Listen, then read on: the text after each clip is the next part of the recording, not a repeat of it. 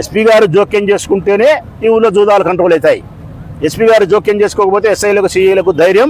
నా పత్రికలో రాసినారు 2 town police స్టేషన్లో 6 మంది 8 మంది ఉండారు. ఏంది ఆ మ్యాటర్ అనేది ప్రజలకు తెలియాలా. ఇప్పుడు 2 టౌన్ పోలీస్ స్టేషన్లో ఉండే వాళ్ళు ఎవరంటే కన్నా వాళ్ళు జూదం ఆడేటోళ్ళు కాదు, జూదం నిర్వహించేటోళ్ళు కాదు, కూలికి వాళ్ళ అకౌంట్ ఇచ్చిన వాళ్ళు 10,000కు 50,000కు 60,000కు వాళ్ళ అకౌంట్ను ఓపెన్ చేసి కూలికి ఇచ్చిన వాళ్ళు లోపల ఉన్నారు. నిర్వహించేవాడు ఎవరు? ఇవన్నీ 2 టౌన్ సిఐ పర్యవేక్షణలో జరుగుతూ ఉంటే ఒక 4-5 రోజులుగా దాంట్లో కొన్ని విషయాలు బయటకు వస్తే, కొన్ని యాప్స్లో ఎవరెవరు నిర్వహించే వాళ్ళని బయటకు వస్తే దొరసానపల్లె మునివర వరదరాజరెడ్డి మనిషి ఆయన యాప్ అవన్నీ గడ్డకు వస్తే ఆయన అరెస్ట్ చేయడానికి సోమవారం రోజు ఎవరికి తెలియకుండా 1 టౌన్ ఎస్ఐని పంపించినారు. శ్రీనివాసుల్లో లీక్ కాకూడదని చెప్పి 2 టౌన్ సిఐ పంపించినాడు. అక్కడికి పోయి 1 టౌన్ ఎస్ఐ శ్రీనివాసులు ఒక క్లబ్లో అతను పట్టుకున్నాడు.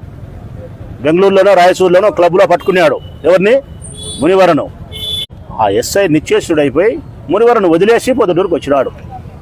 మునివరను పొద్దుటూరు వదిలేసి వచ్చే ఆ మునివర మళ్ళీ రాత్రికి బస్ ఎక్కి జీప్ ఎక్కి పొద్దుటూరుకు వచ్చి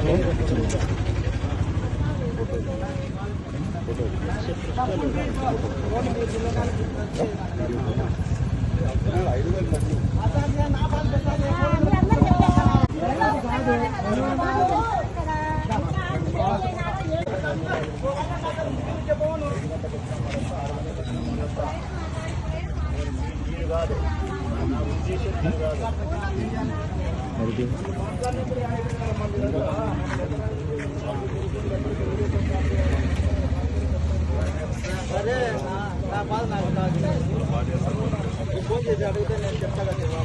నా ఊరు పోలీసులు అడిగితే పోలీసులు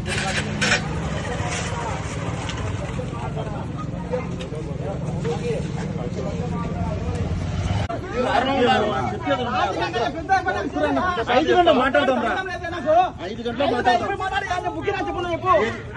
మాట్లాడదామంటే 5 గంటలు మాట్లాడదాం. కాదు నువ్వు గట్టిగా మాట్లాడడం కాదు, సభ కాడికి వచ్చి నువ్వు ఇంటికాడికి 5 గంటలు మాట్లాడదాము. ఏది ఈయన చెప్పి అంటే నువ్వు ఈడికి వస్తావా? ఈడికి వస్తావా? అది సాయంత్రం 5 గంటలు మాట్లాడదాంలే. సరే సాయంత్రం 5 గంటలు మాట్లాడదాం.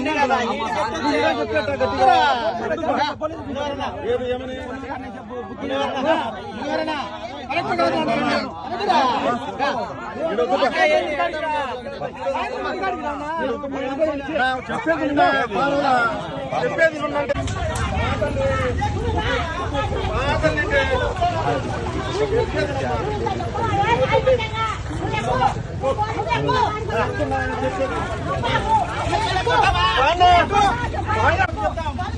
పోలీసులు ఆగిపోతున్నప్పుడు ఏదో ఆగితం చేస్తావా? మన వాళ్ళు కాబట్టి చెప్తానమ్మా.